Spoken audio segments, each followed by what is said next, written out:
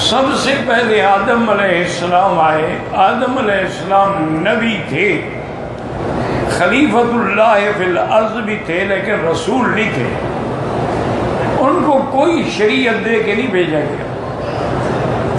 ان کے درمیان اور حضرت نوح علیہ السلام کے درمیان تقریباً 10 قرن یعنی 10 صدیاں.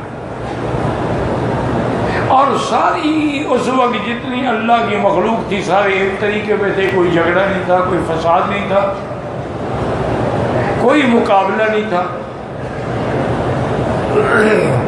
پھر آہستہ آہستہ جوں جوں دور گزرتا گیا تو سب سے پہلے شیطان نے ان کو گمراہ کیا.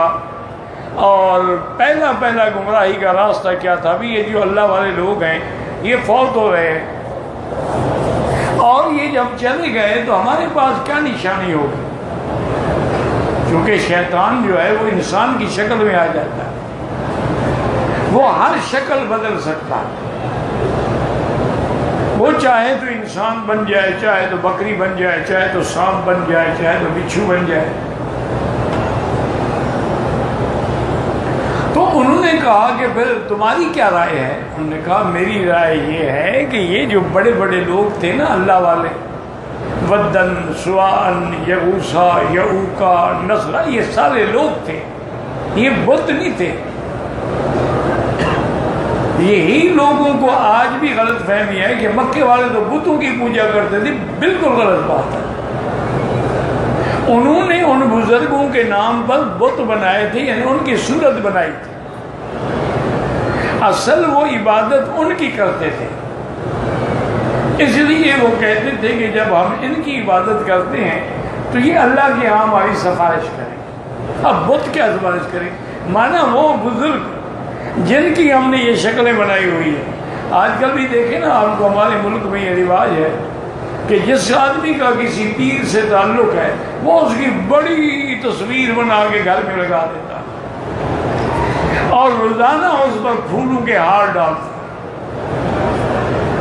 میں نے خود اپنی آنکھوں سے دیکھا کہ ایک بس میں سفر کر رہا تھا تو بس کے آگے ڈرائیور کے سامنے بڑی خوبصورت تصویر لگی ہوئی تھی خواجہ غلام فرید رحمۃ اللہ علیہ کی.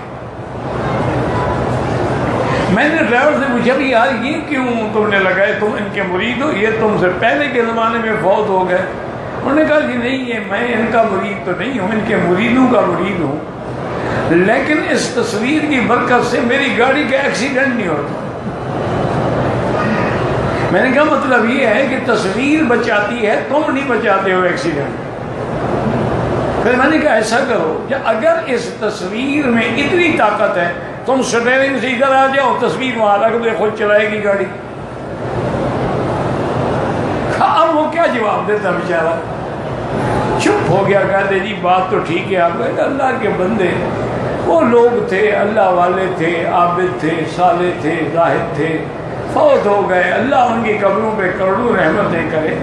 وہ انسان تھے. بلکہ حضرت خواجہ صاحب ہمیشہ بڑی درد سے یہ بات کہتے تھے، چونکہ نواب بہاولپور ان کے مرید تھے تو درد سے کہتے تھے کہ میرے پاس جو بھی آتا ہے مرید ہونے کے لیے وہ بادشاہ کی وجہ سے آتا ہے کہ جی خط لکھ دو، میری نوکری کرا دو، بیٹے کی نوکری کرا دو، میری ترقی کرا دو. اللہ اللہ پوچھنے سے میرے پاس کوئی آتا ہی نہیں. ارے مجھے ساری زندگی یہ دکھ ہے کہ مجھ سے کسی نے اللہ اللہ نہ سیکھا، جو اصل کام ہے میرا. یہ اپنے دنیاوی دھندوں کے لیے آتے ہیں، ان کو نہ اللہ سے غرض ہے نہ ان کو اللہ کے ذکر سے غرض ہے. وہ تو بڑے اعلیٰ لوگ تھے. تو اس ابلیس بدبخت نے کہا کہ ان کی تم بالکل تماثیل بنا. انہوں نے کہا جی ہم تو بنانا نہیں جانتے. کیسے؟ ان کا اچھا چلو میں کوشش کرتا ہوں. وہ تو شیطان تھا، اس کے پاس تو استدراجی طور پہ تصرفات تھے. اس نے جناب ایسی تمثیل بنائی، ایسی ان کے لیے یعنی ڈمی بنائی کہ وہ دیکھے تو معلوم ہو کہ وہ خود کھڑے ہوئے ہیں بزرگ.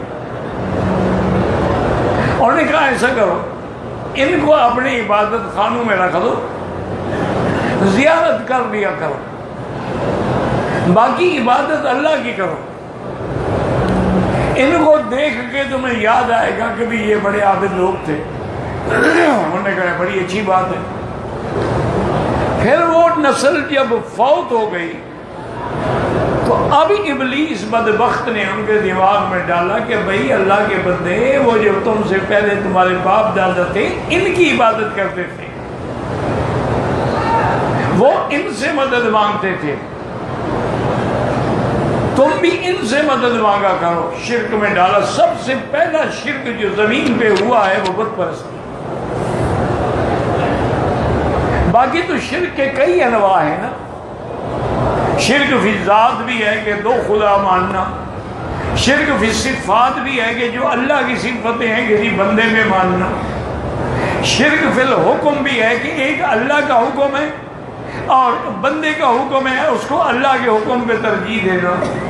اسی طرح شرک جو ہے بھی تعلیل و تحریم بھی ہے کہ اللہ نے جن چیزوں کو حلال کیا ان کو حرام کر دیتے ہیں, جن کو اللہ نے حرام کیا ان کو حلال کر دیتے ہیں.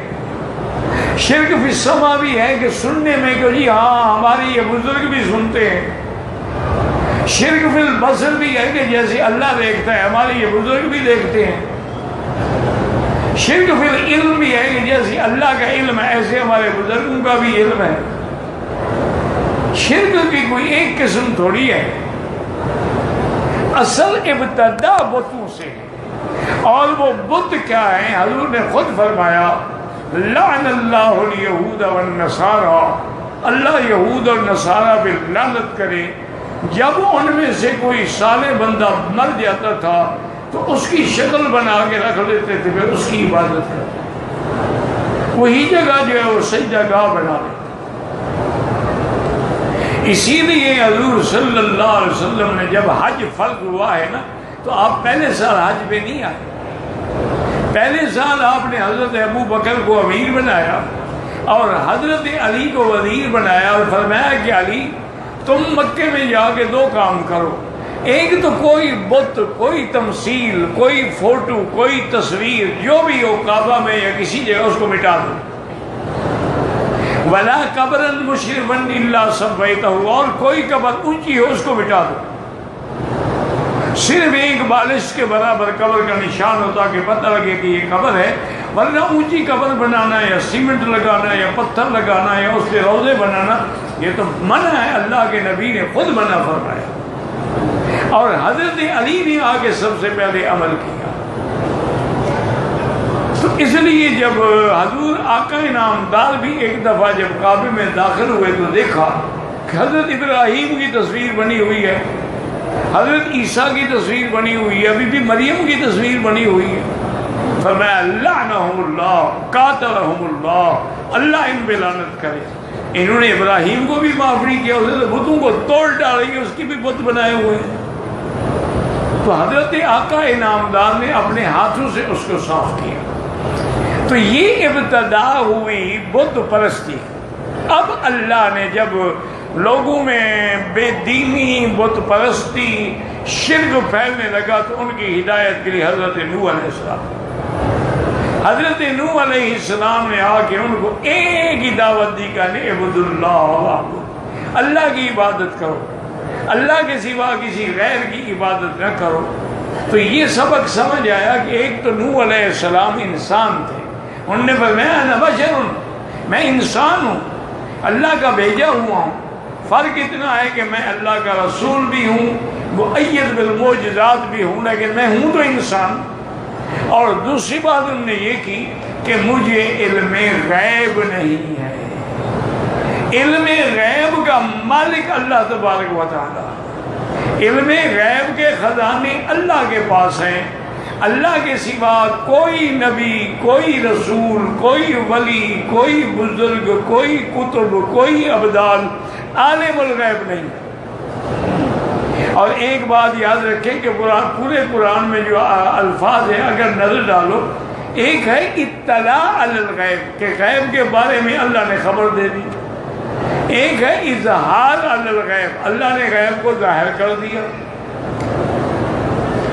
ایک ہے اخبار عن الانباء, صاحب کا وقتوں کی خبریں حضور کو دے دی. لیکن علم غیب کسی کے پاس, علم غیب خالص اللہ کی صفت ہے.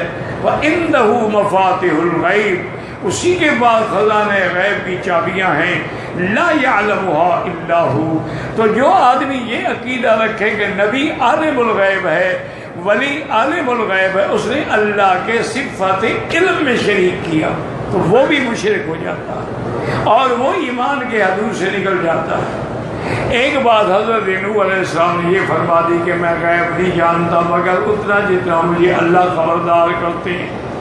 تیسری بات یہ فرمائی کہ تم ان غریبوں سے نفرت کرتے ہو، مجھے کہتے میں ان کو بھگا دوں، کبھی نہیں. وما انا بطارد المؤمنین، میں ان غریبوں کو کبھی نہیں بھگاؤں گا. کیا پتا ہے ان غریبوں کے اندر کتنے جوہر چھپے ہوئے ہیں، کتنے موتی چھپے ہوئے ہیں. اور پھر میں تم سے کچھ نہیں مانگتا، یہ تم سے کچھ نہیں مانگتے، کوئی اجرت بھی نہیں مانگتے ہیں، لیکن ان کی نیتوں کو اللہ تبارک و تعالیٰ جانتے ہیں. اسی طرح حضرت حسن بصری رحمۃ اللہ علیہ نے لکھا ہے کہ ایک آدمی سفر کر رہا تھا، جب راستے میں گیا تو دیکھا کہ بستی میں قحط پڑی ہوئی ہے، لوگ پریشان، کھانے کو نہیں ملتا. آگے جب گیا تو دیکھا کہ ایک بہت بڑا ریت کا ٹیلہ ہے. اب دل میں بھی نیت کی اور کہنے لگا اللہ اگر مجھے آپ اس ریت کے ٹیلے کے برابر دیتے نا گندم یا آٹا تو میں سارا تیرے راستے میں تقسیم کر دیں، لیکن میرے پاس بھی تو کچھ نہیں ہے. تو فوراً اس کو اللہ پاک نے خبر کی کہ میرے بندے تیری نیت کو ہم جانتے ہیں، تیری نیت تو تھی نا، اور تیری نیت دل سے تھی، اس میں کوئی فراڈ نہیں تھا. تو ہم نے جتنا بڑا ٹیلہ ہے نا اس کے ذروں کے برابر تجھے نیکیاں عطا فرمائیں، اور اس کو بھی ہم نے تیری دعا کی وجہ سے گندم میں تبدیل کر دیا. اور سارے علاقے نے آ کے گندم اٹھائی اور فائدہ اٹھایا. تو اصل بات نیت پر ہے.